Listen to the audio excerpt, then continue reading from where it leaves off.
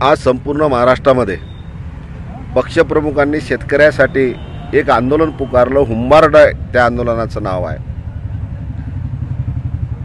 आणि शेतकऱ्याला सरसकट कर्जमाफी द्यावी आणि ओला दुष्काळ घोषित करावा ह्यासाठी पक्षप्रमुखांनी आज संपूर्ण राज्यभर हे आंदोलन पुकारलं आणि संपूर्ण राज्यभराला ह्या आंदोलनाला सुरुवात झालेली आहे। देवेंद्रजी विधानसभेच्या प्रचाराच्या दरम्यान देवेंद्रजींनी घोषणा केली होती की आम्ही शेतकऱ्याला सरसकट कर्जमाफी करू, परंतु 1 वर्षाचा कार्यकाल जवळपास पूर्ण होत आहे तरी अद्यापर्यंत शेतकऱ्याला कर्जमाफी दिली नाही आणि महाराष्ट्रामध्ये अत्यंत दुष्काळ झाला, अत्यंत पाऊस आला, पावसामुळे पिकाची संपूर्ण नासाडी झाली, शेतकऱ्याचे जमिना खळून गेल्या।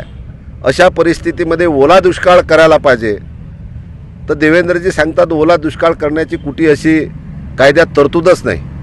जेव्हा विरोधात होते तेव्हा ओला दुष्काळ मागायचा, जेव्हा विरोधात होते तेव्हा कर्जमाफी मागायची। आमचे मुख्यमंत्री होते उद्धव साहेब, जेव्हा शपथविधी घेतल्यानंतर शेतकऱ्याला 2 लाखापर्यंत सरसकट कर्जमाफी दिली 15 दिवसाच्या आत, परंतु 1 वर्ष उलटूनही सुद्धा देवेंद्रजींनी अद्यापर्यंतही दिलेला शब्द पाळला नाही। म्हणून आज महाराष्ट्रात शेतकऱ्याच्या वतीनं शिवसेनेच्या वतीनं कर्जमाफीसाठी सरसकट कर्जमाफीसाठी आणि ओला दुष्काळासाठी हे धरणे आंदोलन आज पक्षप्रमुखांनी हाती घेतलं। निश्चितपणे लवकरात लवकर जर शासनाने हा निर्णय घेतला नाही तर शिवसेना शेतकऱ्यासाठी रस्त्यावर उतरल्याशिवाय राहणार नाही आणि निश्चितपणे त्या माध्यमातून आजचा हा शासनाला इशारा आहे। तुम्ही पहा, निवडणुका आल्या की दरवेळेस वेगळे वेगळे अकलेचे तारे देवेंद्रजी लढतात। आता काल त्यांनी पत्रकार परिषद घेतली, शब्दाचा विपर्यास नंतर करतात। काल त्यांनी पत्रकार परिषदेमध्ये मुख्यमंत्र्यांनी सांगितले की आम्ही करोडो शेतकऱ्यांना 18.5 लाखपर्यंत 18.5 पर्यंत मदत करू, पण किती मदत, किती हेक्टरपर्यंत, 1 हेक्टर का 2 हेक्टर का 3 हेक्टर का संपूर्ण सातबाऱ्यावर जेवढा शेतकऱ्याची जमीन असेल तेवढी आम्ही मदत करू। नंतर त्याचा शब्दाचा विपर्यास करायचा। मग मी असं बोललोच नाही, जसं कर्जमाफीचे म्हणतात आम्ही बोललो पण देऊ, कधी देऊ ते नाही सांगता येणार। म्हणजे शब्दाचा विपर्यास करणारा जन्माला आलेला पहिला मुख्यमंत्री हा महाराष्ट्रात आहे, अकलेचे तारे ओढणारा।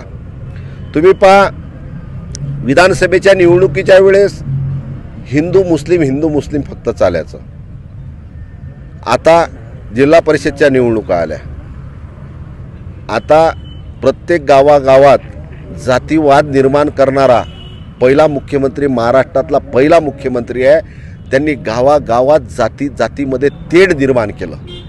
मराठा, ओबीसी, आदिवासी, एसटी, एससी प्रत्येक समाजाला रस्त्यावर उतरून आपसात भांडणं लावण्याचं काम जर कोणी केलं असेल तर तो जन्माला आला असेल तर फक्त देवेंद्रजी नावाचा मुख्यमंत्री महाराष्ट्रात जन्माला आला। असा कधीच राजा नसते जो प्रजेमध्ये भांडणं लावते। हा प्रजेमध्ये भांडणं लावणारा, जनतेमध्ये भांडणं लावणारा, गावागावात तेढ निर्माण करणारा पहिला मुख्यमंत्री आहे महाराष्ट्राला लाभलेला, की त्यानं गावागावात भांडणं निर्माण करणारा पहिला मुख्यमंत्री।